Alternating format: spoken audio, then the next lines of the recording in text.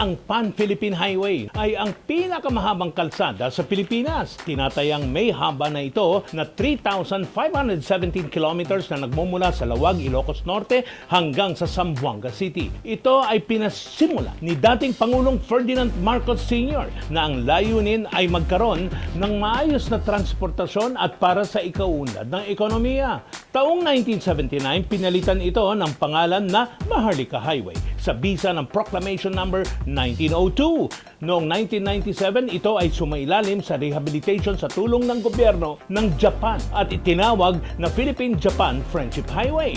Taong 2013, naglagay ang DPWH ng mga AH-26 markings mula sa AHN bilang isang pangunahing kalsada. Kaya naman, kapag nakakita ka ng ganitong markings, ay nadaraanan mo na ang pinakamahabang kalsada sa Republika ng Pilipinas. Just saying, in case you didn't know.